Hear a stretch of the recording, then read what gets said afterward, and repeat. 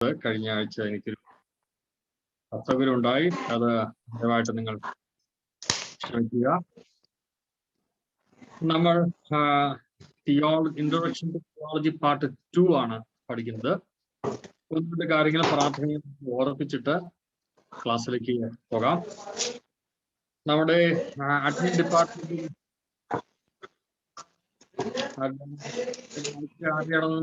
Mute ചെയ്യാമോ?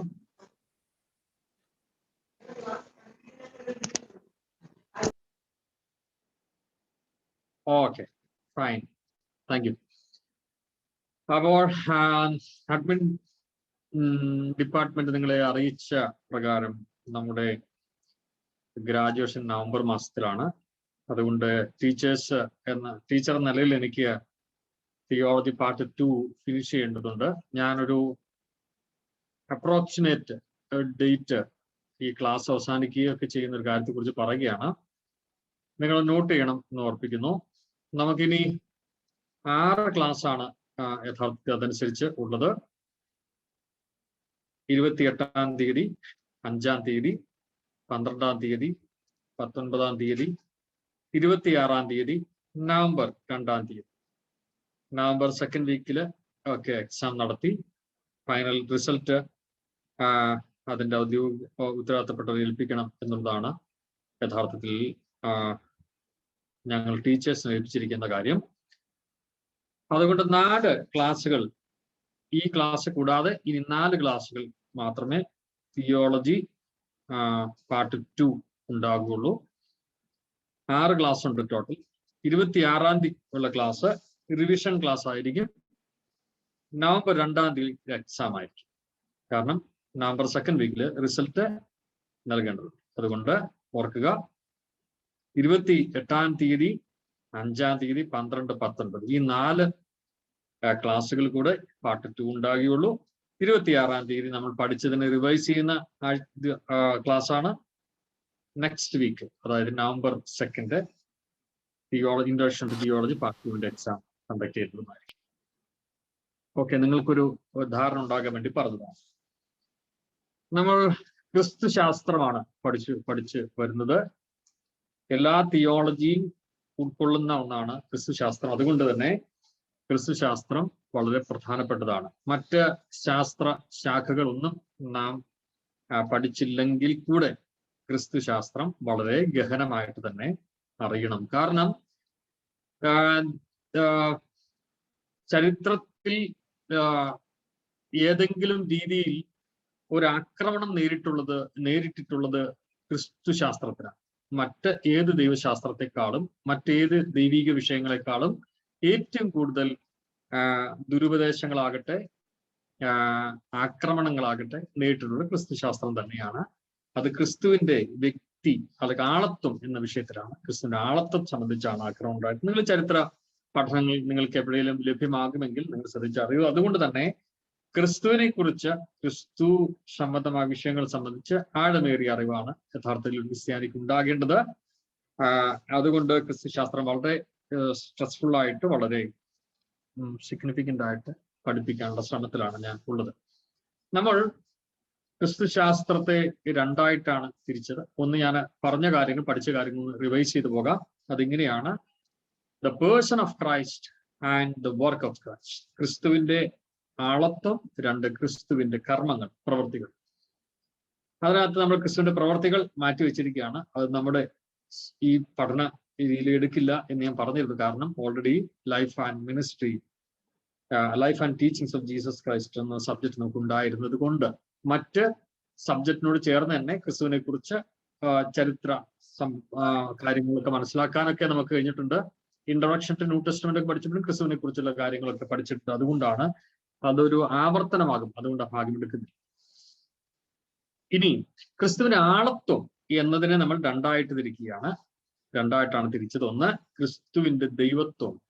2, ക്രിസ്തുവിന്റെ മനുഷ്യത്വം. നമ്മളിപ്പോൾ ഡീൽ ചെയ്യുന്നത് ക്രിസ്തുവിന്റെ ദൈവത്വം എന്ന വിഷയമാണ്. അതിനകത്ത് ക്രിസ്തുവിന്റെ ദൈവത്വം തെളിയിക്കുന്ന 6 സത്യങ്ങളെ കുറിച്ചുള്ള പഠനമാണ് നമ്മളിപ്പോൾ നടക്കുന്നത്. കഴിഞ്ഞ ക്ലാസ്സിൽ നമ്മൾ ക്രിസ്തുവിന്റെ ദൈവിക നാമങ്ങൾ, ചില ദൈവിക നാമങ്ങൾ നമ്മൾ പഠിച്ചു. ഇന്ന് നമ്മൾ പഠിക്കാൻ പോകുന്നത് ക്രിസ്തുവിന്റെ ദൈവത്വം തെളിയിക്കുന്ന 6 സത്യങ്ങളുടെ താഴെ വരുന്ന രണ്ടാമത്തെ ഹെഡിങ് ആണ്. അത് ക്രിസ്തുവിന്റെ ദൈവിക വിശേഷ ലക്ഷണങ്ങൾ. ക്രിസ്തുവിന്റെ ദൈവിക വിശേഷ ലക്ഷണം. നിങ്ങൾ എഴുതേണ്ട ഹെഡിങ് അതാണ്, ക്രിസ്തുവിലുള്ള ദൈവിക വിശേഷ ലക്ഷണങ്ങൾ, ഗോഡ്സ് ആട്രിബ്യൂട്ട്സ് ഇൻ ക്രൈസ്റ്റ് എന്നാണ്.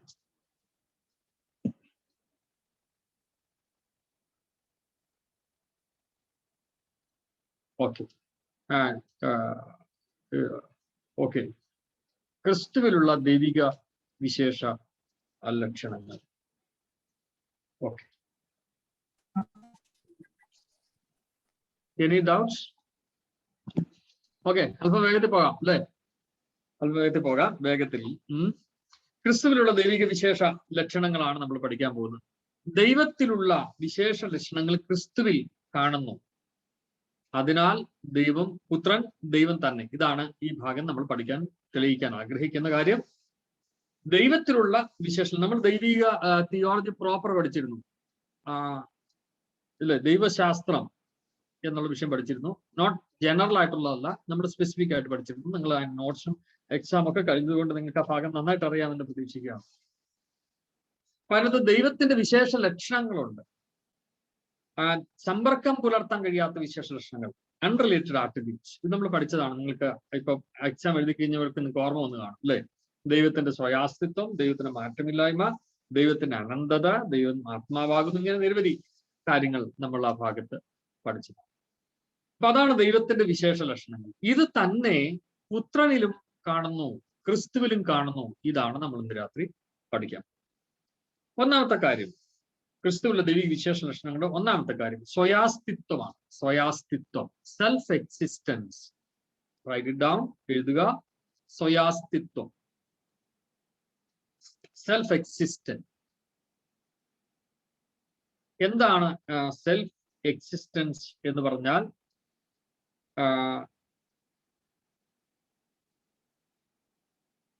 ദൈവം ഉണ്ട് എന്നുള്ളൊരു നിത്യസത്യമാണ്. ദൈവത്തെ ഒരാൾ അറിയോ അറിയാതിരിക്കുകയോ ചെയ്യട്ടെ, പക്ഷെ ദൈവമുണ്ട് എന്നുള്ളത് നിത്യ സത്യമാണ്. എക്സ്റ്റേണൽ ട്രൂത്താണ്. ദൈവം ഉണ്ടായ ഒരു കാലമില്ല, ഇല്ലാതിരിക്കുന്ന ഒരു കാലം ഉണ്ടായിട്ടില്ല. അതായത് ദൈവം ഉരുവായ ഒരു കാലമില്ല, ദൈവം ഇല്ലാതിരിക്കുന്ന ഒരു കാലമില്ല. അതാണ് തിയോളജിയിൽ നമ്മൾ യഥാർത്ഥ ദൈവശാസ്ത്രപരമായിട്ട് നമ്മളതിനെ കാണുന്ന എങ്ങനെയാണ്. ദൈവം എന്നാണ് ഉണ്ടായത് എന്നൊരാൾ ചോദിച്ചാൽ ചോദ്യത്തിനൊരു പ്രസക്തിയില്ല. ദൈവം ഉണ്ടായിരുന്നു, ദൈവം ഉണ്ടായിരുന്നു. ഇതാണ്. എന്നാണ് ദൈവം ഉണ്ടായത്? നമുക്കറിയില്ല, വി ഡോണ്ട് നോ. കാരണം മനുഷ്യന്റെ അന്വേഷണത്തിന് പരിമിതി കൊണ്ട്, മനുഷ്യന്റെ ബുദ്ധി കൊണ്ടോ അറിവ് കൊണ്ടോ ജ്ഞാനം കൊണ്ടോ കണ്ടെത്താൻ കഴിയാത്ത ഒത്തിരി കാര്യങ്ങൾ ഇന്നും ഭൂമി ശേഷിക്കുന്നു. മനുഷ്യൻ ആ യാത്രയിലാണ്. ഈ പ്രപഞ്ചത്തിന്റെ നീളവും വീതിയും ആഴവും ഉയരമൊക്കെ ഇന്നും ശാസ്ത്രജ്ഞന്മാർക്ക് അന്വേഷണ പരിധിയിൽ ഒതുങ്ങിയിട്ടില്ല, അവർ കണ്ടെത്തിയിട്ടില്ല. അപ്പോ ഈ പ്രപഞ്ചം ദൃശ്യമായൊരു പ്രപഞ്ചം, അല്ലെങ്കിൽ മനുഷ്യന്റെ ശാസ്ത്രീയ കണ്ണുകൾക്ക് എത്തിപ്പെടാൻ കഴിയുന്ന ദൂരം ഇനിയും ശേഷിക്കെ ദൈവത്തെ എങ്ങനെ കണ്ടുപിടിക്കാൻ കഴിയും? പ്രപഞ്ചം കൊണ്ടുണ്ടാക്കിയ ദൈവത്തെ. മനുഷ്യൻ പരിമിതനാകുന്ന അവിടെയാണ്. ഓക്കെ, എല്ലാ ദൈവശാസ്ത്ര വിദ്യാർത്ഥികളും അങ്ങനെ വേണം ദൈവത്തെ ഒന്ന് മനസ്സിലാക്കാൻ. അല്ലാതെ നമ്മൾ പറയുമ്പോൾ നമ്മൾ ദൈവത്തെ നമ്മുടെ കയ്യിലെ കളിപ്പാട്ടം പോലെയാണ് പലർക്കും ദൈവത്തെ കുറിച്ചുള്ള കൺസെപ്റ്റ്. എന്താണ്? ഞാൻ വിളിക്കുമ്പോൾ ഇറങ്ങി വരുന്ന, ഞാൻ എന്ത് ചെയ്താലും അതൊക്കെ ക്ഷമിക്കുകയും മറക്കുകയും പൊറുക്കുകയും ഒക്കെ ചെയ്യുന്ന, ഞാൻ ഏത് കുസൃതി കാണിച്ചാലും കുഴപ്പമില്ല, കണ്ണടച്ച് വിടുന്ന, അങ്ങനെ ദൈവത്തെ കുറിച്ചാണ് നമ്മുടെയൊക്കെ മനസ്സ്. അതൊക്കെ ആരോ വെളിപ്പെടുത്തുന്ന ദൈവത്തെ കുറിച്ച് ബൈബിൾ അങ്ങനെ പറയുന്നില്ല. Bible doesn't speak about such God. ദൈവം അങ്ങനെ ദൈവത്തെ കുറിച്ചല്ല.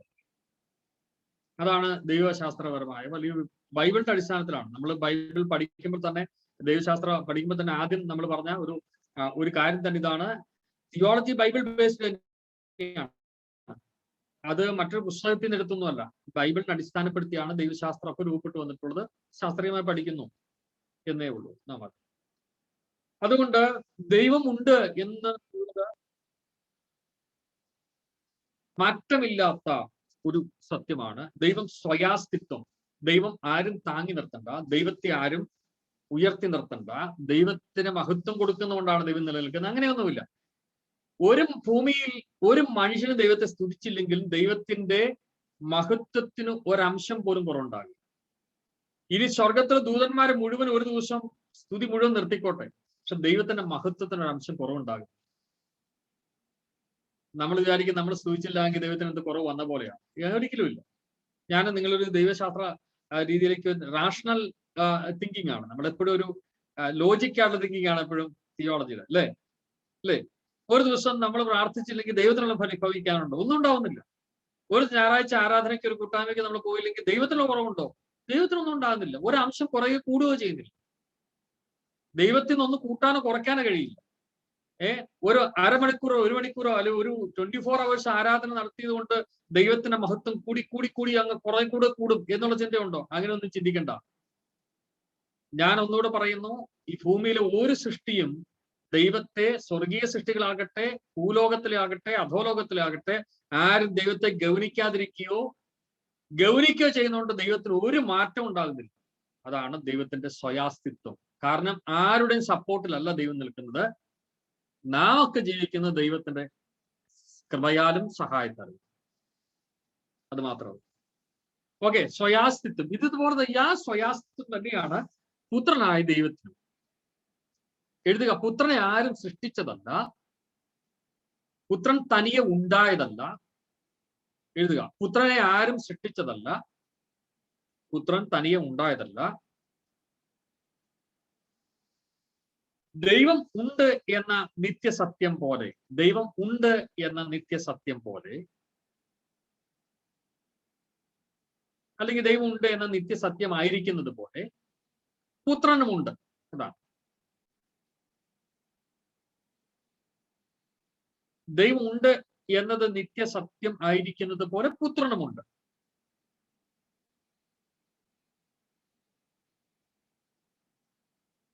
ഓക്കെ, യോഹന്നാന്റെ സുവിശേഷം 5:26, John 5:26. John 5:26. പിതാവിന് തന്നിൽ തന്നെ ജീവൻ ഉള്ളതുപോലെ പുത്രനും തന്നിൽ തന്നെ ജീവനുണ്ട്. പിതാവിന് തന്നിൽ തന്നെ ജീവൻ ഉള്ളതുപോലെ പുത്രനും തന്നിൽ തന്നെ ജീവൻ ഉണ്ട്. ജീവൻ എന്ന വിഷയത്തിലേക്ക് വരുമ്പോൾ കുറച്ചുകൂടി ആ ഭാഗം ഞാൻ എക്സ്പ്ലെയിൻ ചെയ്ത് പറയാം. ഇപ്പോൾ ആ വാക്യം മാത്രം നോട്ട് ചെയ്ത് വെക്കുക. പിതാവിൽ ജീവൻ ഉള്ളതുപോലെ തന്നെ പുത്രനിലും തന്നിൽ തന്നെ ജീവനുണ്ട്. പിതാവിൽ തന്നിൽ തന്നെ ജീവനുണ്ട്, അതുപോലെ പുത്രനിലും തന്നിൽ തന്നെ ജീവനുണ്ട്. യോഹന്നാന്റെ സുവിശേഷം 17:5, John 17:5. യേശുക്രിസ്തുവിന്റെ മഹാപുരോഹിത പ്രാർത്ഥനയായിട്ടാണ് അതിനെ പഠിതാക്കൾ അഭിപ്രായപ്പെടുന്നത്. മഹാപുരോഹിത പ്രാർത്ഥന, ഹൈ പ്രീസ്റ്റ്ലി പ്രയർ ആണ്. ഓക്കെ, അവിടെ പ്രാർത്ഥിക്കുമ്പോൾ യേശു പറയുന്ന ഒരു പദമാണ്, ഇപ്പോൾ പിതാവേ, ലോകം ഉണ്ടാകും മുമ്പ് എനിക്ക് നിന്റെ അടുക്കൽ ഉണ്ടായിരുന്ന മഹത്വത്തിൽ എന്നെ നിന്റെ അടുക്കൽ മഹത്വപ്പെടുത്തണമേ. ആ പ്രാർത്ഥനാ വാചകത്തിന്റെ കണ്ടന്റ് എന്താണ് എന്നുള്ള അവിടെ നിൽക്കട്ടെ. എന്താണ് നമ്മൾ വായിച്ചത്? ഇങ്ങനെയാണ് വായിച്ചത്, ഇപ്പോൾ പിതാവേ, ലോകം ഉണ്ടാകും മുൻപ് എനിക്ക് നിന്റെ അടുക്കൽ ഉണ്ടായിരുന്ന മഹത്വം. ലോകം ഉണ്ടാകുന്നതിന് മുൻപ് എനിക്ക് നിന്റെ അടുക്കൽ ഉണ്ടായിരുന്ന മഹത്വം എന്നുള്ളതാണ്. ലോകം ഉണ്ടാകുന്നതിന് മുമ്പ് ദൈവത്തിന് എന്ത് മഹത്വം ഉണ്ടായിരുന്നു അത്രയും മഹത്വം തന്നെ പുത്രനും ഉണ്ടായിരുന്നു എന്ന അർത്ഥത്തിലാണ് ആ ഭാഗ്യം പറയുന്നത്. ഓക്കെ, യോഹന്നാൻ 1:18 വായിക്കുന്ന ഒരു വാക്യമുണ്ട്. യോഹന്നാൻ 1:18 നിങ്ങൾ ജസ്റ്റ് കുറിക്കുക. Being in the bosom of the father, പിതാവിന്റെ മടിയിലിരിക്കുന്ന പുത്രനെ കുറിച്ചാണ് യേശു എന്ന് പറയുന്ന വാക്കാണ്. പിതാവിന്റെ മടിയിൽ, യഥാർത്ഥത്തിൽ മലയാളത്തിൽ മടിയിൽ നിന്നാണ് എഴുതിയിരിക്കുന്നത്, അല്ലെ? ലാപ്പ് എന്നാണ് മടിക്ക് പറയുന്നത് ഇംഗ്ലീഷിൽ, പക്ഷെ ലാപ്പ് എന്നല്ല ഇംഗ്ലീഷിൽ പറയുന്നത് യഥാർത്ഥത്തിൽ ബോസം എന്നാണ്. പിതാവിന്റെ മാർവിടത്തിൽ ഇരിക്കുന്ന പുത്രൻ അല്ലാതെ ആരും പിതാവിനെ കണ്ടിട്ടില്ല എന്ന് യേശു പറയുന്ന ഒരു ഭാഗമാണ് 1:18. പിതാവിന്റെ മടിയിൽ ഇരിക്കുന്നു. അപ്പോൾ സ്വയാസ്തിത്വത്തെ കുറിച്ചാണ് പഠിക്കുന്നത്, സെൽഫ് എക്സിസ്റ്റൻസിനെ കുറിച്ചാണ്. പിതാവ് എവിടെയായിരുന്നു, പിതാവ് എങ്ങനെയായിരുന്നു, പിതാവ് എങ്ങനെയാണ് നിലനിൽക്കുന്നത്, അതുപോലെ തന്നെ പുത്രനും നിലനിൽക്കുന്നു. ഓക്കെ, എപ്പോഴാണ് പുത്രന് ഒരു മാറ്റം ഉണ്ടാകുന്നത്? ചരിത്രത്തിൽ ക്രിസ്തു പിറക്കുമ്പോഴാണ് മാറ്റം ഉണ്ടാകുന്നത്. ശ്രദ്ധിക്കുക, നമ്മൾ യേശുവിനെ രണ്ട് രീതിയിലാണ് കണ്ടത് അല്ലെ? എങ്ങനെയാണ് കാണുന്നത്? ഒന്ന്, ഹിസ്റ്ററിക്കൽ ക്രൈസ്റ്റ് ഉണ്ട്, ചരിത്രത്തിൽ മനുഷ്യരൂപമെടുത്ത് ഈ ഭൂമിയിൽ ജനിച്ച ജഡരൂപമെടുത്തൊരു ക്രിസ്തു. നമ്മൾ വിളിക്കുന്ന ഹിസ്റ്റോറിക്കൽ ക്രൈസ്റ്റ് എന്നാണ്, ചരിത്രത്തിലെ ക്രിസ്തു. ഇനി ചരിത്രത്തിൽ ക്രിസ്തു വരുന്നതിന് മുമ്പ് ക്രിസ്തു ഉണ്ട്. ഭൂമിയിൽ ജഡത്തിൽ വരുന്നതിന് മുമ്പും പുത്രനുണ്ട്. വന്ന അന്ന് മുതലല്ല പുത്രൻ എക്സിസ്റ്റ് ചെയ്ത്. ഇനി മറ്റൊരു കാര്യം കൂടെ ഞാൻ പറഞ്ഞാൽ, ഈ ഭൂമിയിൽ ഞാനും നിങ്ങളും ജനിക്കുന്നതിന് മുമ്പേ ഞാനും നിങ്ങളും ഉണ്ട്. ഉണ്ടോ ഇല്ലയോ? ഉണ്ടോ ഇല്ലയോ? ലോകസ്ഥാപനത്തിന് മുൻപേ നിങ്ങളെ ക്രിസ്തുവിൽ തിരഞ്ഞെടുത്തു എന്ന് പറയുമ്പോൾ, പക്ഷെ നമുക്കൊരു ആരംഭമുണ്ട് അല്ലെ? നമുക്കൊരു ആരംഭമുണ്ട്. എവിടെയായിരുന്നു എന്നൊന്നും എന്നോട് ചോദിക്കരുത്. നമുക്കൊരു പേര് രജിസ്ട്രേഷൻ ഭൂമിയിൽ ഉണ്ടായപ്പോൾ നമ്മുടെ പൗരത്വം തുടങ്ങി ജനിച്ച ജന്മതീയതി എന്നാണോ പഞ്ചായത്ത് രേഖപ്പെടുത്തിയ അന്ന് മുതലാണ് ഞാൻ എന്ന വ്യക്തി ഈ ഭൂമിയിലുള്ളത്. പക്ഷെ അതിനു മുമ്പ് ഞാൻ എവിടെ ഉണ്ട് ഇല്ലണോ? പക്ഷെ നമ്മൾ എവിടെ ആയിരിക്കും എന്നതിനെ കുറിച്ച് ബൈബിൾ പറയും. ഓക്കെ, ആ ഭാഗം വിടുകയാണ്, നിങ്ങളുടെ ചിന്തയ്ക്ക് മാത്രം വിടുകയാണ്. അതിന് വിയോജിപ്പ് നിങ്ങൾ കണ്ടേക്കാം, ഡൈവേർജൻസും കൺവേർജൻസും ഉണ്ടാകാം. അത് നിങ്ങളുടെ ചിന്തയ്ക്ക് വിടുകയാണ് ആ ഭാഗം.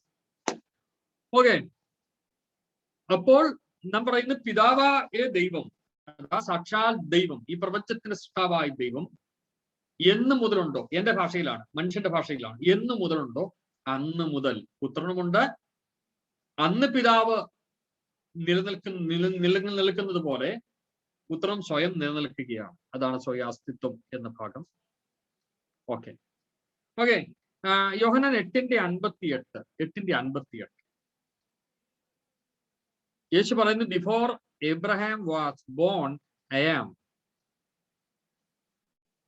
ഓക്കെ, അബ്രഹാം ജനിക്കുന്നതിന് മുൻപേ ഞാനുണ്ട് എന്നാണ് കർത്താവ്. അബ്രഹാം ജനിക്കുന്ന മുമ്പ് ഞാനുണ്ട്. യഹൂദന്മാർക്കത് മനസ്സിലായില്ല. കർത്താവ് പറഞ്ഞു. ഇങ്ങനെയാണ് വായിച്ചത്. ഇംഗ്ലീഷിൽ കുറച്ചുകൂടെ രസകരമായിട്ടാണ് ആ പ്രയോഗം. Before Abraham was born I was എന്നല്ല, ഐ ആം എന്നാണ്. ഞാൻ ഉണ്ട് എന്നാണ്. ഐ ആം എന്നതിന്റെ അർത്ഥം അതൊരു വർത്തമാനകാലമാണ്. ഐ വാസ് എന്ന് പറഞ്ഞാൽ അതിന്റെ അർത്ഥം ഭൂതകാലം. ഐ വിൽ എന്ന് പറഞ്ഞാൽ അത് ഭാവി കാലമാണ്. പക്ഷെ കർത്താവ് പറഞ്ഞു ഐ ആം എന്നാണ്. അബ്രഹാം മുമ്പ് ഞാൻ ഉണ്ടായിരുന്നു എന്നല്ല കർത്താവ് പറഞ്ഞു, അബ്രഹാം മുമ്പ് ഞാൻ ഉണ്ട്. അതിന്റെ അർത്ഥം എങ്ങനെയാണ്? It shows his timeless existence. ഒരു സമയപരിധി ഇല്ലാത്ത യേശുക്രിസ്തുവിന്റെ സ്വയാസ്തിത്വത്തെയാണ് അത് കാണിക്കുന്നത്. അബ്രഹാം മുമ്പ് ഞാനുണ്ട്. കാരണം യേശു ഭൂമി ജനിക്കുന്ന ചരിത്രത്തിൽ ക്രിസ്തു പിറക്കുന്നതിന് മുമ്പ് എത്രയോ വർഷങ്ങൾക്ക് മുമ്പാണ് അബ്രഹാം ജീവിച്ചത്. യഥാർത്ഥത്തിൽ യഹൂദന്മാർക്ക് അത് മനസ്സിലായില്ല. കാരണം അബ്രഹാം മുമ്പ് യേശു എങ്ങനെയാണ് ഉണ്ടായിരുന്നത് എന്നവർ ചിന്തിച്ചു. പക്ഷെ യേശു ക്രിസ്തുവിന്റെ ദൈവികമായ തന്റെ അസ്തിത്വത്തെ, എക്സിസ്റ്റൻസിനെ കുറിച്ചാണ് യഥാർത്ഥത്തിൽ പറയുന്നത്. Okay. Jesus said this in his divine consciousness about his state before his manifestation. ഇതാണ് അതിന്റെ അർത്ഥം. യേശുക്രിസ്തു താൻ ഭൂമിയിൽ വെളിപ്പെടുന്നതിന് മുമ്പ്, അവതരിക്കുന്നതിന് മുൻപ് താൻ എങ്ങനെയായിരുന്നു, താൻ ഉണ്ടായിരുന്നു എന്ന് കർത്താവ് പറയുകയാണ്. എങ്ങനെയാണ് കർത്താവ് പറയുന്നത്?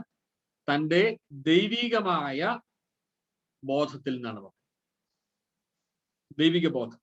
ഭൂമിയിൽ മനുഷ്യനായി പിറന്ന് മനുഷ്യനായി ജീവിക്കുമ്പോഴും യേശുക്രിസ്തുവിൽ ഡിവൈൻ കോൺഷ്യൻസ് ഉണ്ട്, ദൈവിക ബോധമുണ്ട്, ദൈവബോധമുണ്ട്. എന്ന് വെച്ചാൽ ദൈവമാണ് എന്നുള്ള, താൻ ആരാണ് എന്നുള്ളത് ക്രിസ്തുവിന് ബോധ്യമുണ്ട്. ചരിത്രത്തിൽ കർത്താവ് ഭൂമിയിൽ കാൽ ചവിട്ടി നിൽക്കുമ്പോഴും അങ്ങനെയാണ് നമ്മൾ ദൈവശാസ്ത്രപരമായി കാണുന്നത്. ഓക്കെ,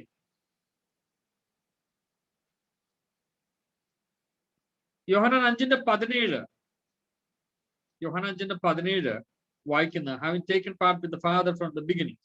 ആരംഭം മുതലേ പുത്രൻ പിതാവിനോട് കൂടെ ഉണ്ട് എന്നാണ്. ആരംഭം മുതൽ. ആ വാക്യം ഒന്ന് ഞാൻ വായിക്കാം. ജോൺ 5:17 നിങ്ങൾ എഴുതുക, ഞാൻ നിങ്ങൾക്ക് വേണ്ടി വായിക്കും. യേശു അവരോട്, എന്റെ പിതാവ് ഇന്ന് വരെയും പ്രവർത്തിക്കുന്നു, ഞാനും പ്രവർത്തിക്കുന്നു. എന്റെ പിതാവ് ഇന്ന് വരെയും പ്രവർത്തിക്കുന്നു, ഞാനും പ്രവർത്തിക്കുന്നു.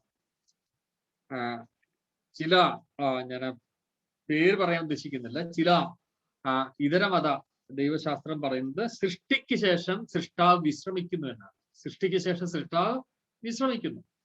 നിങ്ങൾക്ക് പ്രത്യേകിച്ചും ഇന്ത്യയുടെ പ്രബല മതത്തിന്റെ ഏതെങ്കിലും തീർച്ചയായും റിലീജിയൻ പഠിക്കുന്നുണ്ടല്ലോ നിങ്ങൾ എല്ലാവരും ചിലരെങ്കിലും. അപ്പൊ അതിനകത്ത് നിങ്ങൾക്ക് മനസ്സിലാകും, ചില പ്രബല മതങ്ങളുടെ വിശ്വാസം സൃഷ്ടാവ് സൃഷ്ടിക്ക് ശേഷം വിശ്രമിക്കുക, പിന്നെ അതിനകത്തൊന്നും തിരിഞ്ഞു നോക്കുന്നില്ല, സൃഷ്ടിയുമായിട്ട് യാതൊരു ബന്ധമില്ലാത്ത പോലെയാണ് സൃഷ്ടാവ് ജീവിക്കുന്നത്.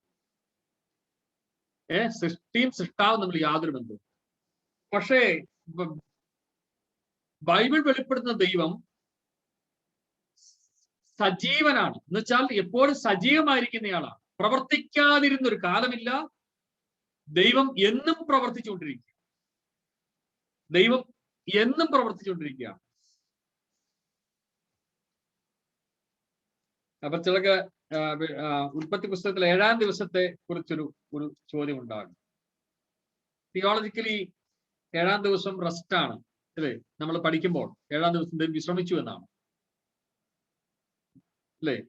പക്ഷെ 7-ാം ദിവസം വിശ്രമിക്കുമ്പോൾ അത് നമ്മൾക്ക് മനസ്സിലാവുന്ന ഭാഷയിലാണ്. ഞാൻ നിങ്ങളോട് ചോദിക്കട്ടെ, ഞാനും നിങ്ങളും ഇന്ന് ഒരുപക്ഷെ ഒരു 12 മണിയാകുമ്പോൾ നിങ്ങൾ എല്ലാം കിടക്കും. കിടന്നു കഴിയുമ്പോൾ നിങ്ങൾ പ്രവർത്തിക്കുന്നില്ല എന്നാണ് നമ്മൾ വിചാരിക്കും. നമ്മൾ പ്രവർത്തിക്കുന്നുണ്ട്, ശരിയല്ലേ? നമ്മിൽ പ്രവർത്തനമുണ്ട് ഇല്ലേ? നമുക്ക് ബോധമുണ്ട് എവിടെയാണ് കിടക്കുന്നതെന്ന്, എല്ലാം ഉണ്ട് ഇല്ലേ? ഉറങ്ങുകയാണ്, റെസ്റ്റ് ചെയ്യുകയാണ്, പക്ഷെ പ്രവർത്തിക്കുന്നുണ്ട്. നാം ഉറങ്ങുമ്പോഴാണ് നമ്മുടെ മസ്തിഷ്കം കൂടുതൽ പ്രവർത്തിക്കുന്നത് പറയും. മസ്തിഷ്കം പ്രവർത്തിക്കുന്നത് ഉറങ്ങുമ്പോഴാണ് ഏറ്റവും കൂടുതൽ. മസ്തിഷ്കം, തലച്ചോറ് പ്രവർത്തിക്കുന്നത് അതാണ് ഞാൻ മനസ്സിലാക്കുന്നത്. ഹൃദയം മറ്റ് അവയവങ്ങൾക്ക് റെസ്റ്റ് ചെയ്യുമായിരിക്കാം, പക്ഷെ മസ്തിഷ്കം, നമ്മുടെ തലച്ചോറ് കൂടുതൽ പ്രവർത്തിക്കുന്ന ഉറങ്ങുമ്പോഴാണ് എന്നാണ്. കാരണം ഉറങ്ങുമ്പോഴും ശരീരത്തെ അത് നിയന്ത്രിച്ചുകൊണ്ടിരിക്കുക, ശരീരത്തിന്റെ പ്രവർത്തനങ്ങൾ നിയന്ത്രിച്ചുകൊണ്ടിരിക്കുക. അപ്പോൾ അത് ഇപ്പൊ നമുക്ക് മനസ്സിലാക്കാൻ പറ്റും. അപ്പോൾ ദൈവം ഉറങ്ങി എന്ന് പറഞ്ഞാൽ ദൈവം ഒരു ദിവസം, ഞാൻ ഒരു ദിവസത്തെ 7-ാം ദിവസം ആ ഒരു കൺസെപ്റ്റ് മാത്രം പറഞ്ഞാൽ 7-ാം ദിവസം ഒന്നും ചെയ്യാത്തവനായി റെസ്റ്റ് ചെയ്തു എന്ന് അർത്ഥമില്ല. ദൈവം അങ്ങനെ റെസ്റ്റ് ചെയ്യുന്ന ഒരു കാര്യമില്ല. ദൈവം എന്ന് പ്രവർത്തിച്ചു തുടങ്ങിയോ അന്ന് മുതൽ ഇന്ന് വരെയും പ്രവർത്തിക്കും. ഞാൻ വിചാരിക്കും നിങ്ങൾക്ക് മനസ്സിലാക്കാൻ പറ്റും എന്ന്. അതുപോലെ തന്നെയാണ് ക്രിസ്തു. യേശു പറഞ്ഞത് എന്താണ്? എന്റെ പിതാവ് ഇന്ന് വരെയും പ്രവർത്തിക്കുന്നു, ഞാനും പ്രവർത്തിക്കുന്നു. എങ്ങനെയാണോ പിതാവായ ദൈവം,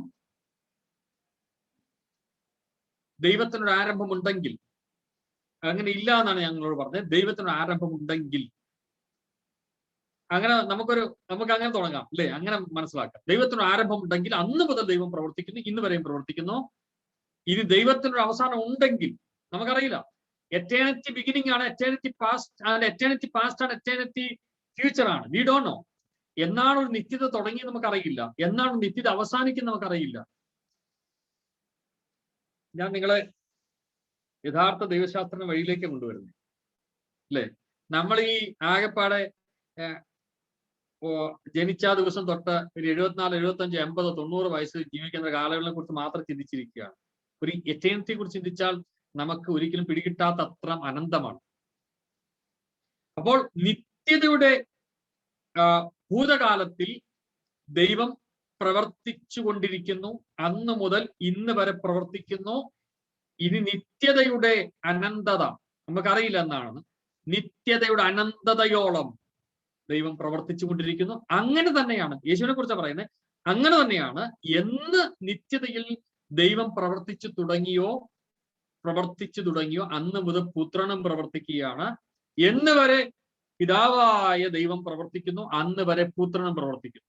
ഇതാണ് യേശു പറഞ്ഞ വാക്കിന്റെ യഥാർത്ഥാർത്ഥം. എന്റെ പിതാവ് ഇന്ന് വരെ പ്രവർത്തിക്കുന്നു, ഞാനും പ്രവർത്തിക്കുന്നു. ഓക്കെ, ഞാൻ വിചാരിക്കും നിങ്ങൾക്ക് ആ ഭാഗം ഒന്ന് ചെറുതായിട്ടെങ്കിലും മനസ്സിലായി. പൂർണ്ണമായിട്ട് നിങ്ങൾ ഗ്രഹിച്ചില്ലെങ്കിലും ടെൻഷനൊന്നുമില്ല, വിചാരിക്കണം, അങ്ങനെ പ്രയാസപ്പെടുന്നു വേണ്ട. യോഹന്നാൻ 10:30 എഴുതിക്കും. നിങ്ങൾ റെഫറൻസ് എഴുതുക. യോഹന്നാൻ 10:30. യോഹന്നാൻ 10:30.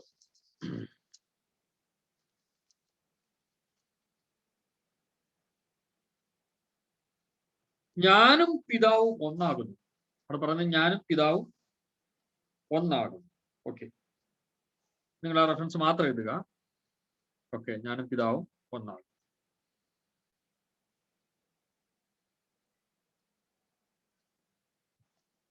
മുപ്പതാമത്തെ വാക്യം, ഞാനും പിതാവും ഒന്നാകുന്നു. യഥാർത്ഥത്തിൽ ഇത് പറഞ്ഞു കഴിഞ്ഞപ്പോൾ ഒരു വലിയ പ്രശ്നം ഉണ്ടായി. എന്താണ് അത് പ്രശ്നം എന്ന് പറഞ്ഞാല്, കല്ലെറിയാൻ ശ്രമിച്ചു എന്ന് അവിടെ എഴുതിയിട്ടില്ല. പക്ഷേ യേശുവിന്റെ വാക്യം നമുക്ക് മനസ്സിലാക്കാൻ പറ്റും. 31 വാക്യം, യഹൂദന്മാർ അവൻ കല്ലെടുത്തു. എറിവാൻ പിന്നെയും കല്ലെടുത്തു. യേശു അവരോട്, പിതാവിന്റെ കൽപ്പനയാൽ ഞാൻ പല നല്ല പ്രവൃത്തികളും നിങ്ങളെ കാണിച്ചിരിക്കുന്നു. അവയിൽ ഏത് പ്രവൃത്തി നിമിത്തം നിങ്ങൾ എന്നെ കല്ലെറിയും? ഞാൻ നല്ല പ്രവൃത്തിയാണ് നിങ്ങളുടെ ഇടയിൽ ചെയ്യുന്നത്. പക്ഷെ നിങ്ങൾ ഏത് പ്രവൃത്തി മുഖാന്തരമാണ് എന്നെ കല്ലെറിയാൻ പോകുന്നത്? യഹൂദന്മാർ അവനോട്, നല്ല പ്രവൃത്തി നിമിത്തമല്ല. കാരണം കർത്താവ് ചെയ്ത പ്രവൃത്തികൾ മോശമായ ഒരു പ്രവൃത്തി ചെയ്തെന്ന് ഇന്ന് വരെ യഹൂദന്മാർ പറഞ്ഞിട്ടില്ല. ബൈബിളിൽ അവർ രേഖപ്പെടുത്തിയിട്ടുമില്ല. അവർ പറഞ്ഞ ആരോപണങ്ങളിൽ ഏറ്റവും പ്രധാന ആരോപണം ഇതാണ്: ദൈവദൂഷണ നിമിത്തം. എന്താണ് ദൈവദൂഷണ നിമിത്തം? നീ മനുഷ്യനായിരിക്കെ നിന്നെ തന്നെ ദൈവം ആക്കുന്നത് കൊണ്ട് മാത്രമേ. നീ മനുഷ്യനായിരിക്കും നിന്നെ തന്നെ ദൈവം ആക്കുന്നത് കൊണ്ടത്രേ. നമ്മൾ ഇനി അതിലേക്ക് ഒന്ന് തിരിഞ്ഞു റിവേഴ്സ് ചെയ്തു വരാം. എന്താണ് യഹൂദന്മാർ യേശുവിനെ കല്ലെറിയാൻ കാരണം, കയ്യിലെടുക്കാൻ കാരണം? അവരുടെ വേഷനിൽ, അവരുടെ ഭാഷയിൽ യേശു പറഞ്ഞ എന്താണ്? ദൈവദൂഷണമാണ്. എന്താണ് ദൈവദൂഷണം? നിന്നെ തന്നെ ദൈവമാക്കുന്നു. അതാണ് ദൈവദൂഷണം.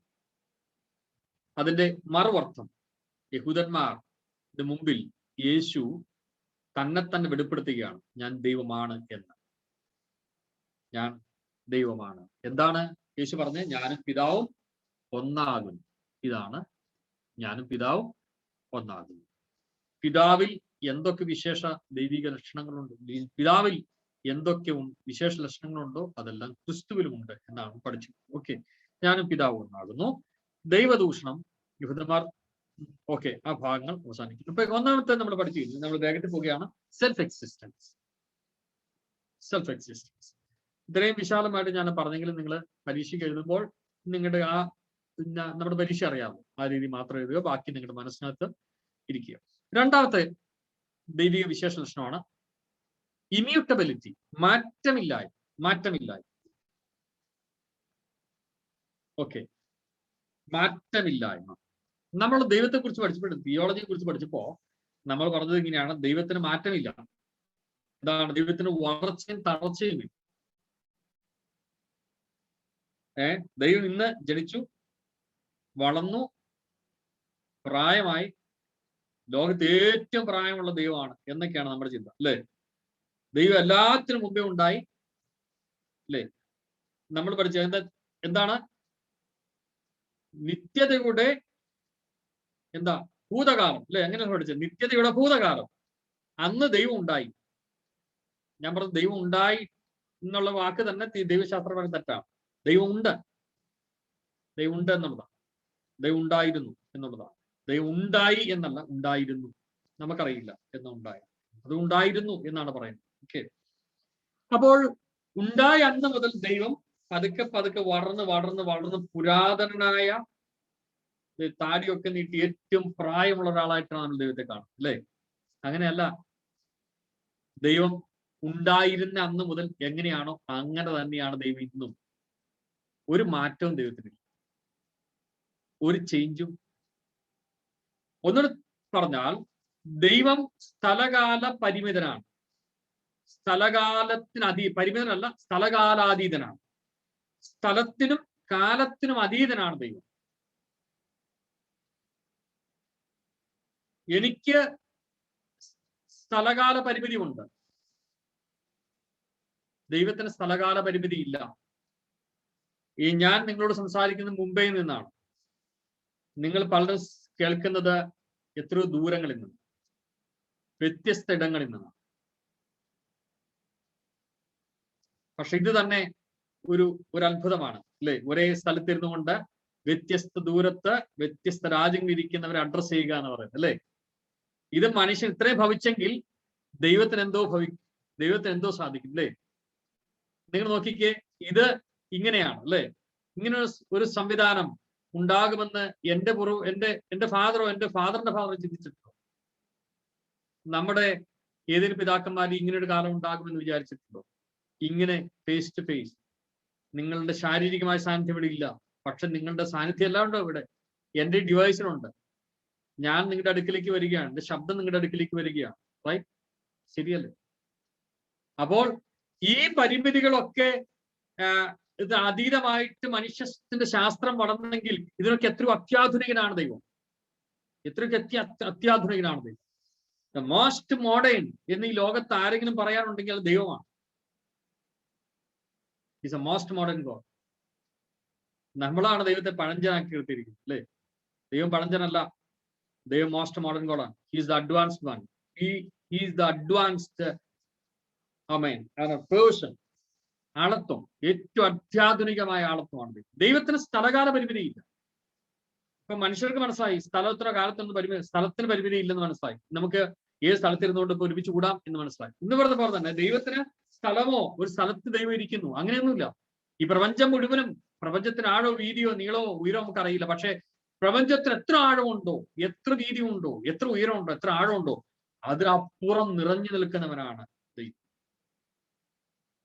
അതാണ് ദൈവത്തെ കുറിച്ചുള്ളത്. സ്ഥലകാലം, ദൈവത്തിന് കാലമില്ല. അത് കാലം എന്ന് പറഞ്ഞാൽ എന്താണ്? ഒരു പാസ്റ്റ് നമുക്കുണ്ട്, ഒരു പ്രസന്റ് നമുക്കുണ്ട്, നാളെ ഒരു ഫ്യൂച്ചർ ഉണ്ടാകാം. വീടോണം. പക്ഷെ മനുഷ്യർക്കുണ്ട്, അല്ലേ? നമ്മുടെ മുമ്പേ ജീവിച്ച് മരിച്ച ആളുകൾ നോക്കിക്ക്, അവർക്കൊരു ആരംഭം ഉണ്ടായിരുന്നു, അവർ ജീവിച്ചൊരു കാലമുണ്ട്, അവർ അസ്തമിച്ചൊരു കാലം. പക്ഷെ ദൈവത്തിന് അങ്ങനെ ഇല്ല എന്നാണ് നമ്മൾ പറഞ്ഞത്. അപ്പൊ ദൈവത്തിന് വളർച്ചയില്ല, തളർച്ചയില്ല. കുറെ കാലം കഴിഞ്ഞ് വയസ്സനായി കുറെ കാര്യങ്ങളൊക്കെ ചെയ്യാൻ കഴിയാത്തവനായിട്ടൊക്കെ ദൈവം ഇരിക്കുന്നു. അതല്ല, എന്റെയും നിങ്ങളുടെ മനസ്സിലാണ്, എന്റെയും നിങ്ങളുടെ അറിവിലാണ്, എന്റെയും നിങ്ങളുടെയും എന്റെ ചിന്തയിലാണ്.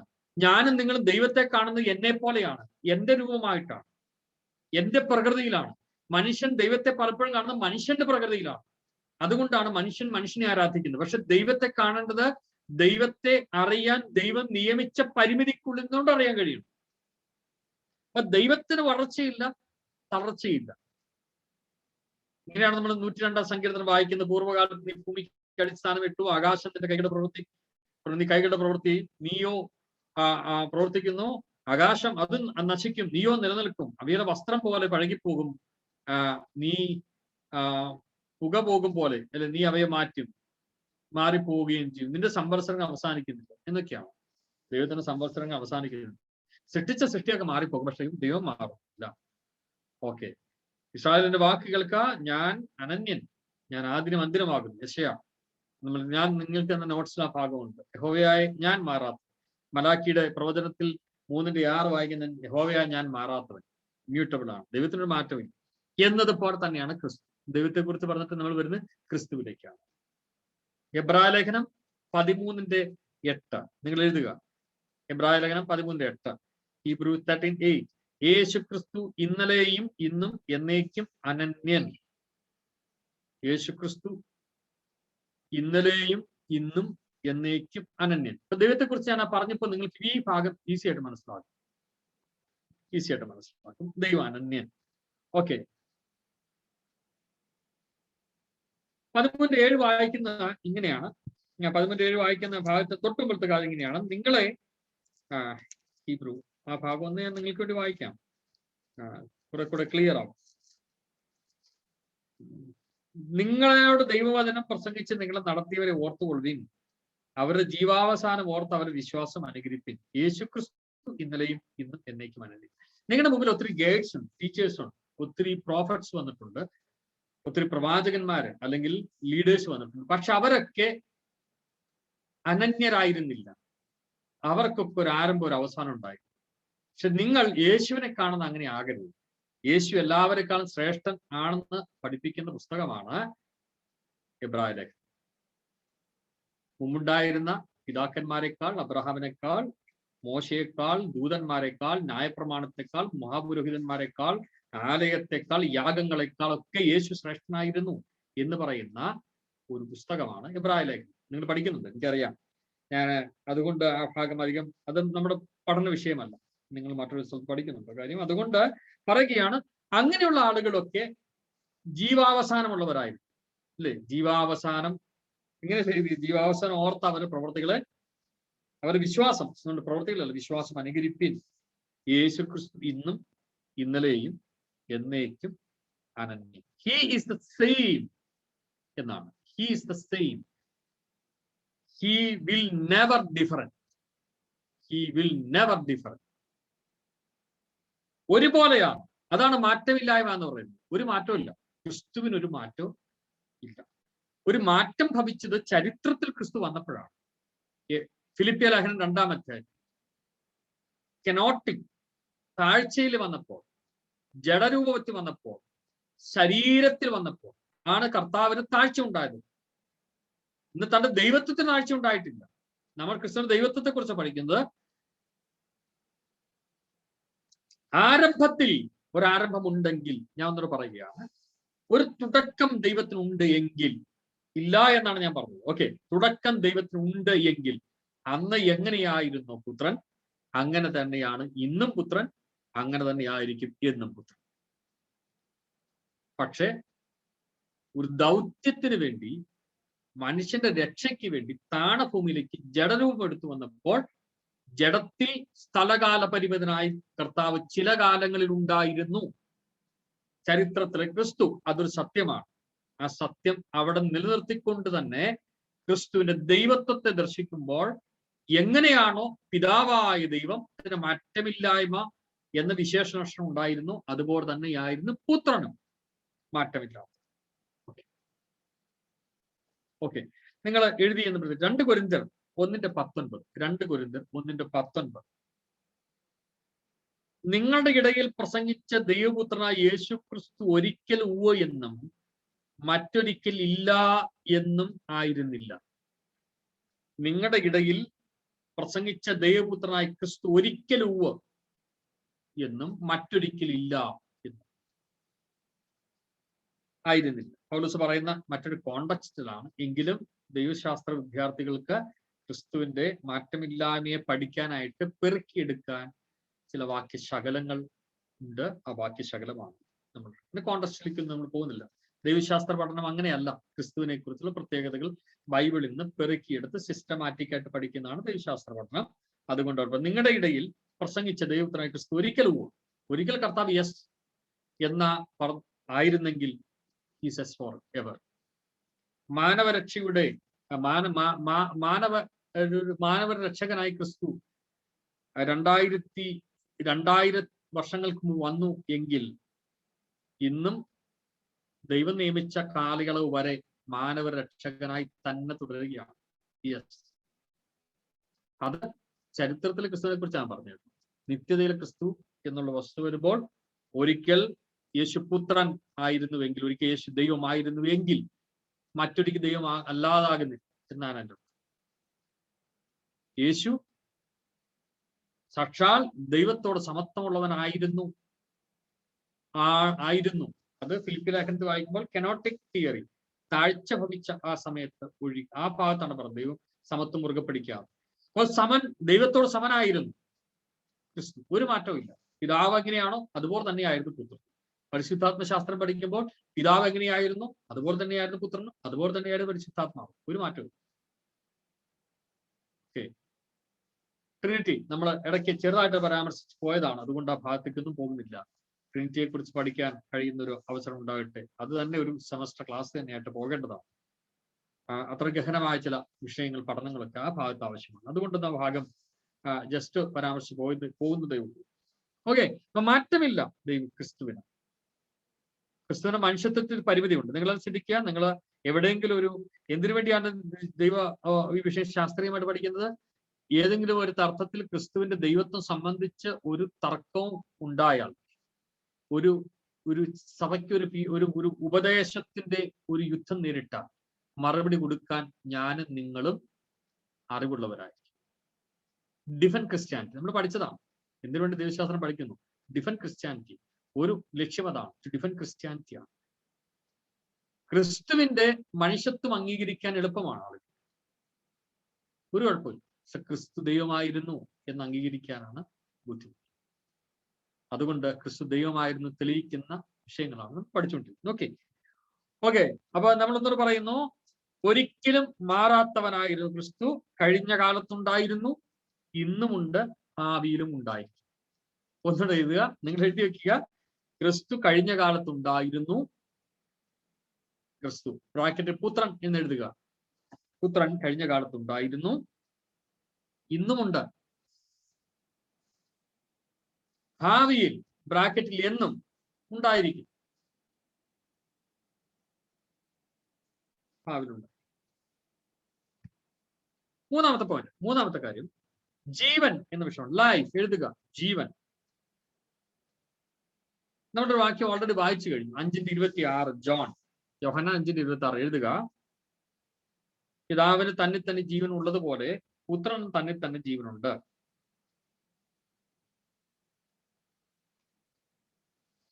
ആരാണ് ദൈവത്തിന് ജീവൻ നൽകിയത്? ദൈവശാസ്ത്ര ചോദ്യമാണ്, ദൈവശാസ്ത്ര അധിഷ്ഠിതമായ ചോദ്യമാണ്. നിങ്ങൾക്ക് ഉത്തരവുണ്ടോ? ആരാണ് ദൈവത്തിന് ജീവൻ നൽകിയത്? നമുക്ക് ജീവൻ ലഭിച്ചവരെ നമുക്കറിയാം. ഈ ജീവനൊരു പകർച്ചയായിട്ടാണോ? അല്ലേ? അങ്ങനെയല്ലേ? ഭൂമിയിലെങ്ങും കുടിയിരിക്കേണ്ടത് ഏക മനുഷ്യന് സകലരെ ഉണ്ടാക്കിയെന്നാണ്, അല്ലേ? ആദമിന്നാണ് നമ്മളെല്ലാം വന്നത്. ജീവന്റെ പകർച്ച ഉണ്ടാക്കി, അല്ലേ? ആത്യന്തികമായിട്ട് ജീവൻ എവിടെ നിന്നാണ് ഉണ്ടായത്? ആദമിനെ നിർമ്മിച്ച് മൂക്കിൽ ജീവശ്വാസം ഊതി എന്നല്ലേ? ആരാണ് ജീവന്റെ സോഴ്സ്? ഉറവിടമാരാണ്? ദൈവമാണ്. ആരാണ് ദൈവത്തിന് ജീവൻ കൊടുത്തത്? ചോദ്യത്തിന് അർത്ഥമില്ല, ചോദ്യത്തിന് പ്രസക്തിയില്ല. കാരണം തന്നിൽ തന്നെ ജീവൻ ഉണ്ടായിരുന്നു. തന്നിൽ തന്നെ ജീവൻ ഉണ്ടായിരുന്നു. ദൈവത്തിന് ആരും ജീവൻ കൊടുത്തതല്ല, തന്നിൽ തന്നെ ജീവൻ. എങ്കിൽ മാത്രം ദൈവം ദൈവമായിരിക്കുള്ളൂ. തന്നിൽ തന്നെ ജീവൻ ഉണ്ടെങ്കിൽ മാത്രമേ ദൈവത്തിന് ദൈവമായിരിക്കാൻ കഴിയൂ. ഓക്കെ, അതാണ് യേശു പറഞ്ഞത്. പിതാവിന് തന്നിൽ തന്നെ ജീവൻ ഉള്ളതുപോലെ പുത്രന് തന്നിൽ തന്നെ ജീവനുണ്ട്. എഴുതുക, father is the original source of life.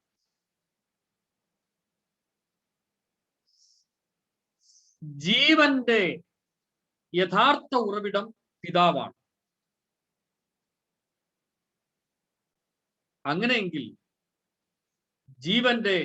പിതാവ് ജീവന്റെ യഥാർത്ഥ ഉറവിടമായിരിക്കുന്ന പോലെ ജീവന്റെ യഥാർത്ഥ ഉറവിടം ക്രിസ്തുവുമാണ്. ക്രിസ്തു ജീവന്റെ യഥാർത്ഥ ഉറവിടമാണ്.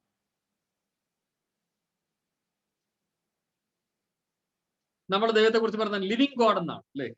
ജീവനുള്ള ദൈവം, അല്ലെ? ജീവനുള്ള ദൈവം. നമ്മളെങ്ങനെ?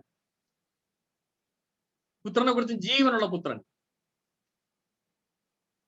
ആ ജീവൻ ഉദ്ദേശിക്കുന്നത് സോഴ്സ് ഓഫ് ലൈഫ് എന്നാണ് അർത്ഥത്തിലാണ്. ജീവന്റെ ഉത്ഭവം, സ്ഥാനം എന്ന അർത്ഥത്തിലാണ്. ജീവന്റെ ഉത്ഭവ സ്ഥാനം.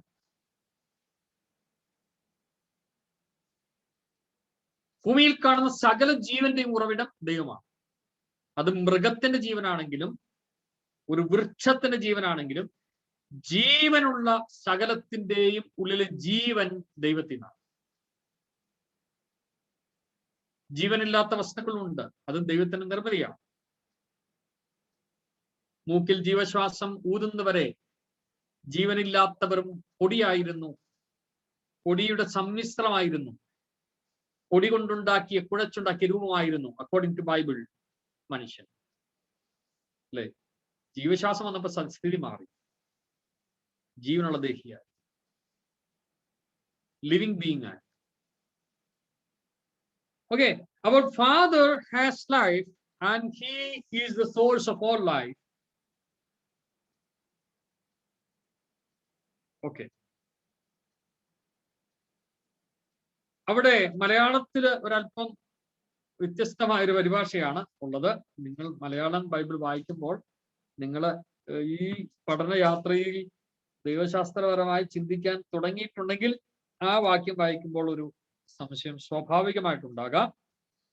5:26 ഞാനൊന്ന് വായിക്കാം. നിങ്ങൾ എടുക്കണമെന്നില്ല, നിങ്ങൾ ജസ്റ്റ് ഒന്ന് മനസ്സിലാക്കിയാൽ മാത്രം മതി. 5 ജീവൻ തന്നെ തന്നെ ജീവനുള്ളതുപോലെ അവൻ പുത്രൻ തന്നെ തന്നെ ജീവനുള്ളവനാകുമാർ വരം നൽകിയിരിക്കുന്നു. അപ്പോൾ പിതാവിൽ തന്നെ തന്നെ ജീവൻ ഉണ്ടായിരുന്നു, പക്ഷെ പുത്രൻ തന്നെ തന്നെ ജീവൻ ഉണ്ടാകേണ്ടത് വരം നൽകിയിരിക്കുന്നു. അതൊരു സെക്കൻഡറി ആയിട്ട് ഒരു രണ്ടാം തര രീതിയിലേക്ക് ഉള്ളൊരു കാഴ്ച ആ വചനം ചിലപ്പോൾ നമുക്ക് നൽകാൻ സാധ്യതയുണ്ട്. അങ്ങനെയല്ല, ഒരിക്കലും അങ്ങനെയല്ല. പിതാവിൽ തന്നെ ജീവൻ ഉണ്ടായിരുന്നു, പുത്രന് തന്നെ ഉണ്ടായിരുന്നില്ല, വരം നൽകിയത് കൊണ്ടാണ് പുത്രന് തന്നെ ജീവൻ ഉണ്ടായത് എന്നൊരു ധ്വനി ആ ഭാഗത്തുണ്ട്. അങ്ങനെയല്ല, ജീവൻ കൊടുക്കാനുള്ള വരം നൽകിയിരിക്കുന്നു എന്നർത്ഥത്തിലാണ് ആ ഭാഗത്തെ നമ്മൾ കാണുന്നത്. ജീവൻ കൊടുക്കുവാനുള്ള വരം നൽകിയിരിക്കുന്നു. ഓക്കെ, പിതാവ് ജീവനെ കൊടുക്കാൻ അധികാരമുള്ളത് പോലെ തന്നെ, എഴുതുക നിങ്ങൾ, പിതാവിന് ജീവൻ നൽകുവാൻ അധികാരമുള്ളത് പോലെ തന്നെ പുത്രനും ജീവൻ നൽകുവാനുള്ള അധികാരമുണ്ട്. പിതാവിന് ജീവൻ നൽകുവാൻ ഉള്ളത് അധികാരമുള്ളതുപോലെ പുത്രനും ജീവന് നൽകുവാൻ അധികാരം. പിതാവിൽ തന്നിൽ തന്നെ ജീവൻ ഉള്ളതുപോലെ പുത്രനിലും തന്നിൽ തന്നെ ജീവനുണ്ട്. പിതാവിൽ തന്നിൽ തന്നെ ജീവനുള്ളതുപോലെ പുത്രനിലും തന്നിൽ തന്നെ ജീവനുണ്ട്. ജീവന്റെ യഥാർത്ഥ ഉറവിടം, എഴുതുക, ജീവന്റെ യഥാർത്ഥ ഉറവിടം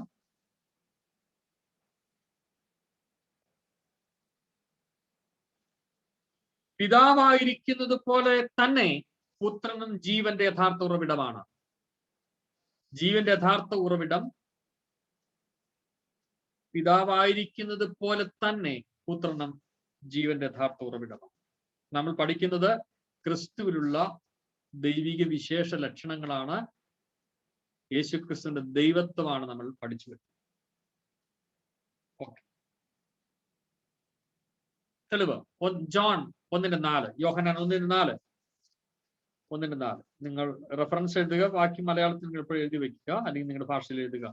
അവനിൽ ജീവൻ ഉണ്ടായിരുന്നു. യേശുക്രിസ്തുവിനെ കുറിച്ചാണ്. ആദിയിൽ വചനം ഉണ്ടായിരുന്നു, വചനം ദൈവത്തോടു കൂടിയായിരുന്നു, വചനം ദൈവമായിരുന്നു, അവൻ ആദിയിൽ ദൈവത്തോടു കൂടിയായിരുന്നു, സകലം അവൻ മുഖാന്തരം ഉളവായതൊന്നും അവനെ കൂടെ ഉളവായതല്ല, അവൻ ജീവൻ ഉണ്ടായിരുന്നു.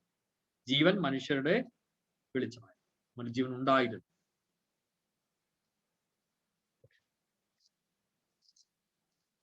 യോഹന്നാൻ 14:6 നിങ്ങൾക്കെല്ലാം അറിയുന്ന വാക്യം, നമുക്കാണത് പറയാൻ കഴിയുന്ന വാക്യം. ഞാൻ തന്നെ വഴിയും സത്യവും ജീവനുമാകുന്നു.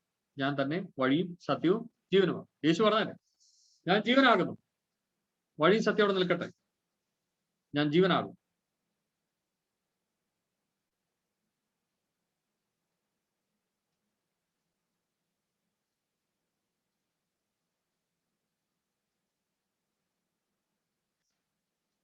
ഓക്കെ, ഞാൻ ജീവനാകുന്നു.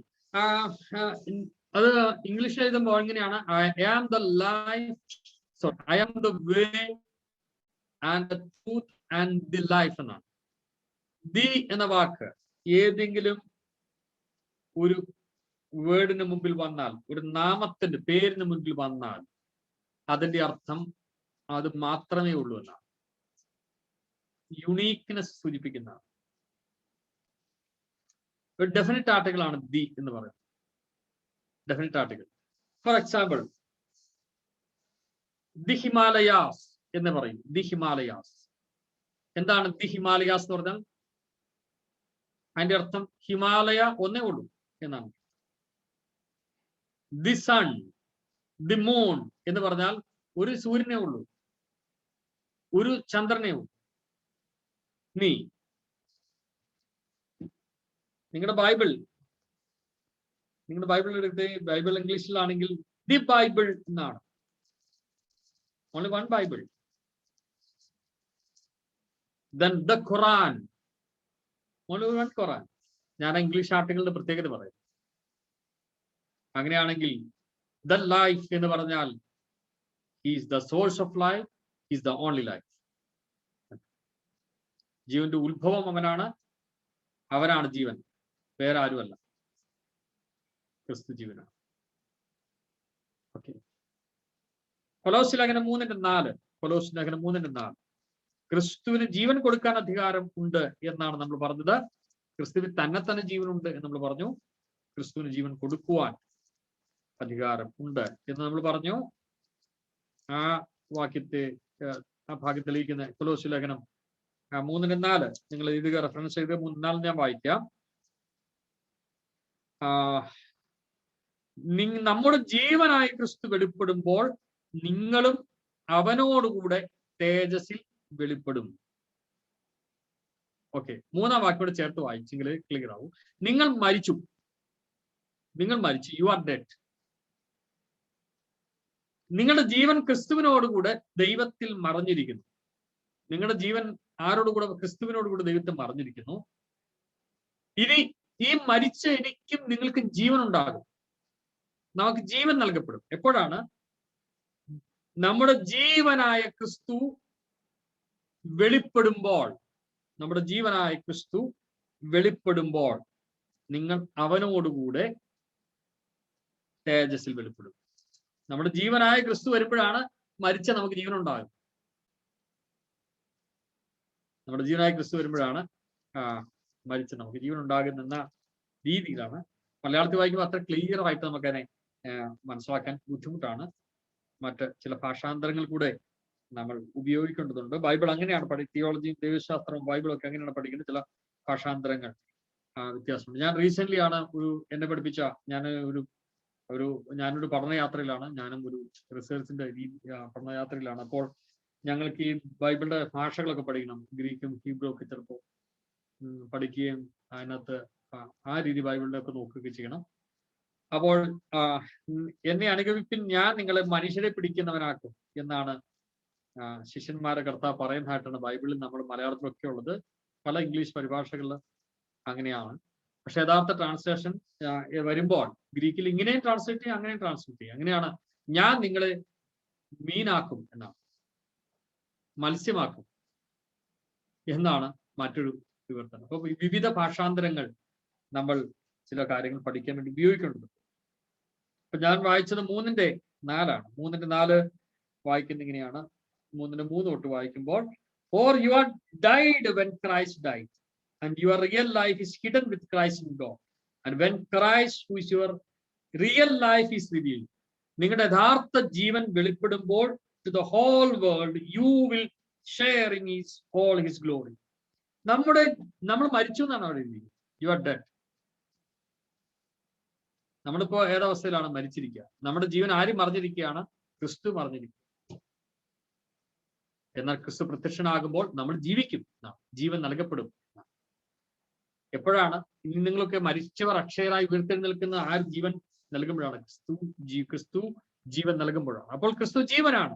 ദൈവം ജീവനായിരിക്കുന്ന പോലെ, സകല ജീവന്റെ ഉറവിടം ദൈവമായിരിക്കുന്ന പോലെ ക്രിസ്തുവും ജീവന്റെ ഉറവിടമാണ്. ഒരു കാര്യം കൂടെ പറഞ്ഞിട്ട് ഇന്നത്തെ ക്ലാസ് നമുക്ക് അവസാനിപ്പിക്കും. ഓക്കെ, സത്യം എന്ന വാക്ക്. സത്യം യോഹന്നാൻ 14:6 നമ്മൾ ഓൾറെഡി വായിച്ചു കഴിഞ്ഞു. നിങ്ങൾ എഴുതുക സത്യം. അവിടെ വായിച്ചത് എങ്ങനെയാണ്? ഞാൻ തന്നെ വഴിയും സത്യവും ജീവനും ആകുന്നു. വെളിപ്പാട് 3:7. വെളിപ്പാട് 3:7 വായിക്കുന്ന ഇങ്ങനെയാണ്.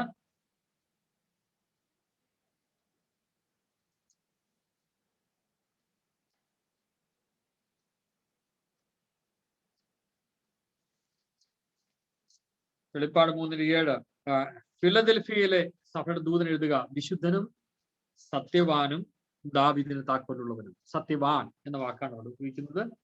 ക്രിസ്തുവിനെ കുറിച്ച് തന്നെയാണ്. ക്രിസ്തുവാണ് വെളിപ്പാട് നൽകുന്നത്. ക്രിസ്തുവാണ് ഇവിടുത്തെ പ്രഭാഷകൻ. ക്രിസ്തുവാണ് സംസാരിക്കുന്നത്. കർത്താവ് സഭയുടെ ദൂതൻ പറയുക, സത്യവാനും താക്കോലുള്ളവനുമായി ആരും അടയ്ക്കാതെ. ഓക്കെ, ആ ഭാഗം വിളിക്കട്ടെ. സത്യവാൻ ക്രിസ്തു. എഫേസ്യ ലേഖനം 4:20. എഫേഷ്യൻസ് 4:20.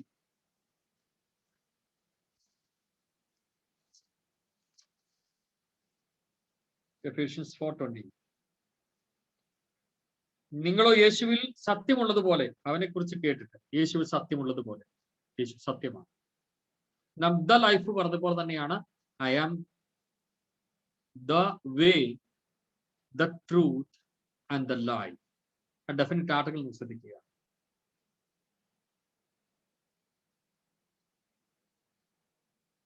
ഓക്കെ, യോഹന്നാൻ 12:17. യോഹന്നാൻ 12:17. നിങ്ങളുടെ വാക്യം കൂടെ പറഞ്ഞിട്ട് നമുക്ക് ആ ഭാഗങ്ങൾ അവസാനിപ്പിക്കാം. ഇങ്ങനെയാണ്, നിന്റെ വചനം സത്യമാകുന്നു. 12:17. നിന്റെ വചനം സത്യമാണ്. ആരാണ് വചനം? ക്രിസ്തുവാണ് വചനം. വചനം സത്യമാണ്. ക്രിസ്തുവാണ്.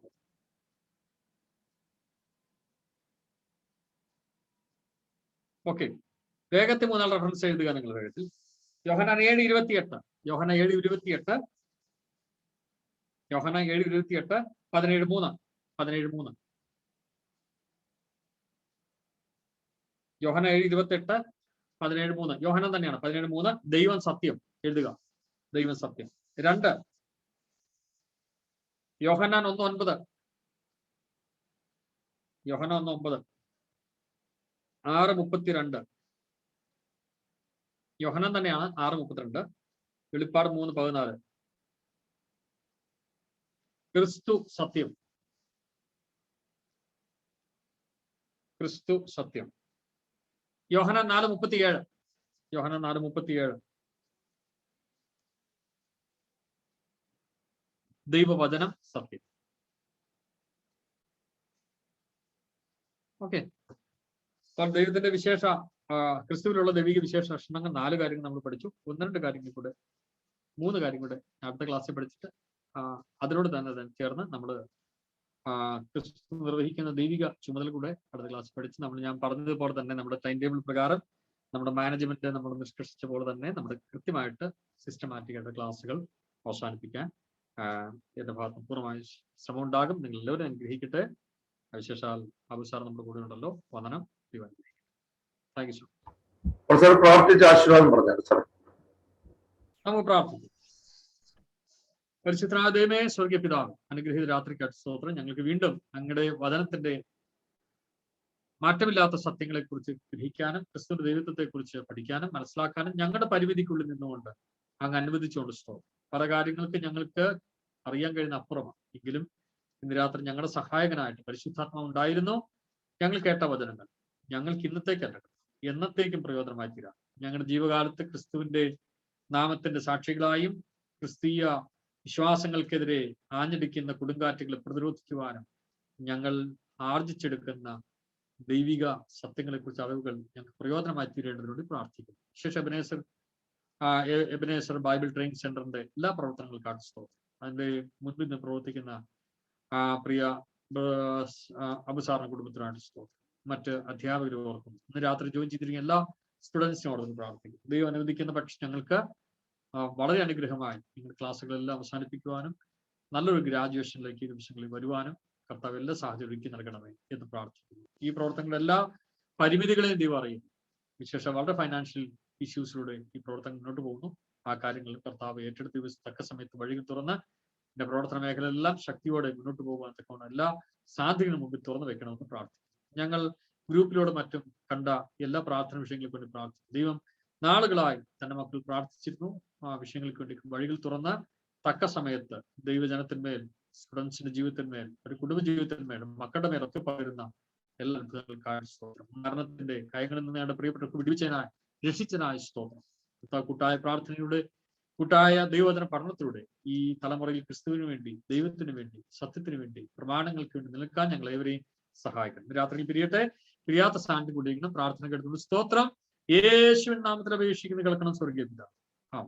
കർത്താവായ യേശു ക്രിസ്തുവിന്റെ കൃപയും പിതാവായ ദൈവത്തിന്റെ സ്നേഹവും പരിശുദ്ധാത്മാവിന്റെ കൂട്ടായ്മ സഹവാസം കാലം സംരക്ഷണ രാത്രി കൂടി വന്ന് ഞങ്ങൾ ഏവരോടും ഈ പ്രവർത്തനങ്ങളോടും കൂടെ ഇപ്പോഴും എപ്പോഴും കർത്താവായ യേശു ക്രിസ്തുവിന്റെ പ്രത്യക്ഷതകളുണ്ടായി. Thank you so much. Thank you. Thank you. God bless you, son. Thank you. Amen. Thank you, sir. Welcome.